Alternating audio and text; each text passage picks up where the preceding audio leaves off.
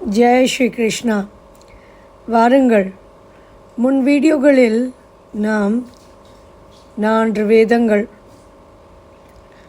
வேதங்கள், சாஸ்திரங்கள், கிருஷ்ணரின் மகிமைகள் எல்லாம் பேசிக்கொண்டிருந்தோம். இன்று நாம் ரொம்ப மகத்துவம் பெற்ற இந்த சப்தரிஷி மண்டலம் என்பது என்ன? சப்தரிஷிகள் என்றால் யார் இவர்கள் என்று தெரிந்து கொள்ள முயற்சிப்போம். நான் சிறு குழந்தையாக இருக்கும்போது என் தந்தையாரின் இல்லம் பெரிய இல்லம். அது ஒரு 5-6 கிரவுண்டு பெரிய இல்லம் கட்டி கொண்டு இருந்தார்கள். இந்த ராத்திரி வேளையில் அவர்கள் என்னை மாடிக்கு அழைத்து சென்று சப்தரிஷி மண்டலத்தை காமிப்பார்கள். நானோ மிகவும் ஆர்வத்துடன், என்னது இது இவ்வளோ மினுக்கின்றதே, இவர்கள் யாரப்பா என்று என் தந்தையுடன் கேட்க என் தந்தை சொல்வார், இவர்கள்தான் இந்த உலகை நிர்வாகத்தில் பிரம்மதேவர்களுக்கு சகாயம் பண்ணி கொண்டு இருப்பவர்கள், மகத்துவம் பெற்றவர்கள். சப்தரிஷி மண்டலம் 7 ரிஷிகள் என்று சொல்வார்கள். சப்தரிஷி என்பவர்கள் பிரம்மாவின் நேரடியாக வழித்தொண்டவர்கள் என்று கூறப்படலாம். அவர்கள் பிரம்மாவின் புத்திரர்கள் என்றும் கூறப்படுவார்கள். இந்த சப்தரிஷிகள்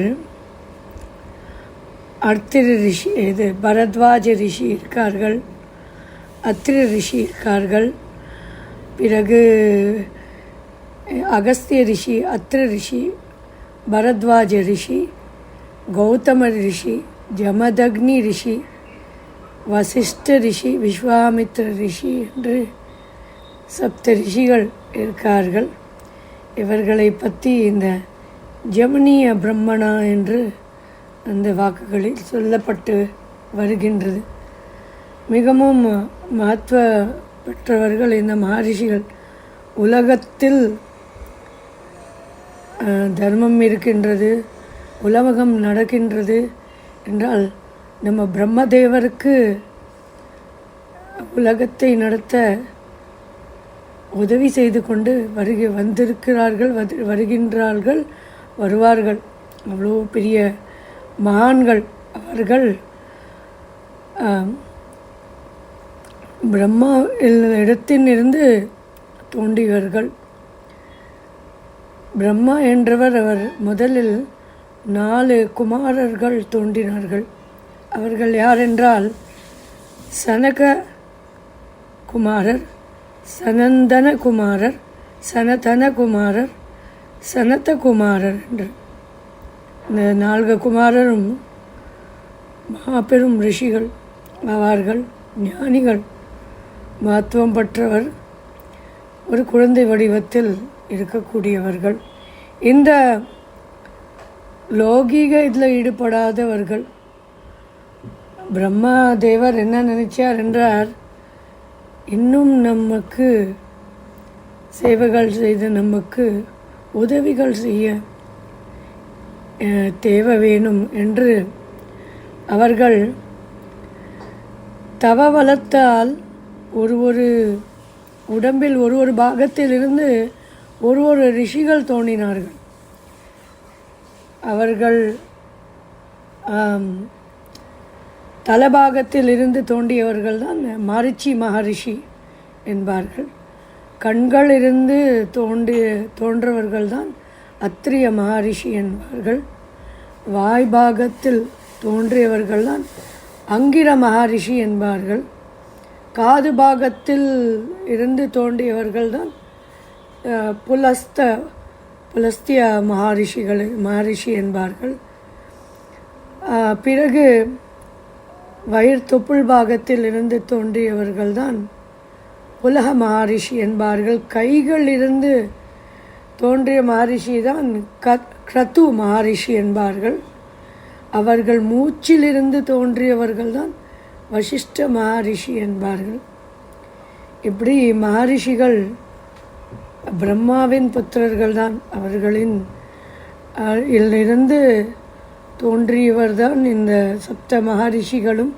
இந்த உலகத்தை நலநாட்டி வழிமுறையை காட்டி உலகத்தை நிலைநிறுத்தறதுக்கு பிரம்மாவுக்கு இன்னும் அவர்கள் சேவை செய்து கொண்டு வருகிறார்கள்.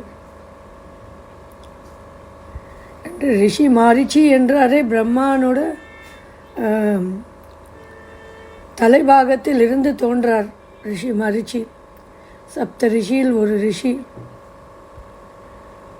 அவர்தான் கஷ்யப மகரிஷியினோட தந்தையார்.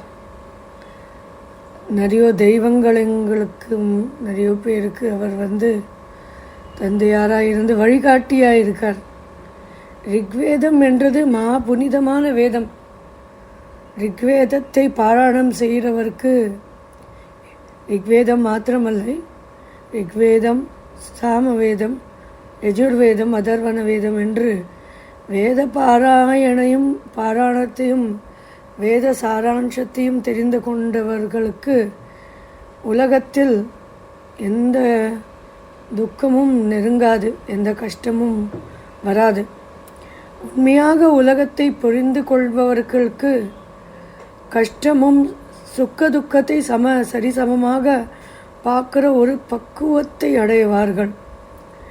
என்னவென்றால், ஒரு கோவில் இருக்கின்றது. அதில் ஒரு பட்டாச்சார மாமா அவர் பெருமாளுக்கு தொண்டு செய்து கொண்டு வருகிறார். அது தொண்டு எதுவானாலும் இருக்கலாம். ஒரு பூ தொடுத்து கொடுக்கறதும் ஒரு தொண்டு தான். அவர்களுக்கு பெருமாளுக்கு பிடித்த துத்தியானத்தை செய்து அவர்களுக்கு அமசை பண்ணுறதும் ஒரு தொண்டு தான். பெருமாள்கள் வஸ்திரத்தை சுத்தம் செய்து எடுத்து கொண்டு வருவதும் ஒரு தொண்டுதான். இப்படி பல தொண்டுகள் செய்து கொண்டு வருகின்றன. என்னவென்றால், தொண்டுகள் என்றது பாதுகைக்கு பாலால் பெருமாள் பாதுகையை எடுத்து திருமஞ்சனம் செய்து வைக்கிறதும் தொண்டுதான். வஸ்திரங்களை சாத்துறதும் பெருமாளுக்கு ஒரு தொண்டுதான். புஷ்ப அலங்காரம் என்பார்கள். வாசனை புஷ்பங்களை பொறித்து கொண்டு வாசனை புஷ்பங்களை தொடுத்து புஷ்ப அலங்காரம் செய்வதும் பெருமாளுக்கு ஒரு தொண்டுதான். இப்படி பெருமாளுக்கு அலங்காரம் செய்வதும் ஒரு தொண்டுதான். பெருமாளிடத்தை சுத்தப்படுத்துவதும் ஒரு தொண்டுதான். இப்படி பெருமாளுக்கு கைகரியம் எதுவாக இருந்தாலும் பெருமாளுக்கு அது ஒரு தொண்டுதான். இந்த மாதிரி பெருமாளுக்கு ஒருவர் தொண்டு செய்ய வேண்டும் என்றால் அந்த பெருமாளுக்கு உம்மிடம் ஆசை வேண்டும். இவன் கையால் இவர் எனக்கு பிரியமான பக்தர், இவர் கையால் நான் புஷ்ப மாலை சாத்தி கொள்ள வேண்டும், இவர் கையால் நான் வஸ்திரத்தை ஏற்றுக்கொள்ள வேண்டும். நாம் ஒரு வஸ்திரம் வாங்கி பெருமாளிடம் சமர்ப்பிக்கிறோம், ஆனந்தத்தை பெறுகிறோம். பெருமாளுக்கு வஸ்திரம் இல்லை என்றது இல்லை. அவர் மாபெரும் ராஜா, இவ்வுலகத்தில் மாத்திரம் இல்லை. மகாவிஷ்ணு என்றவர் அகிலத்துக்கே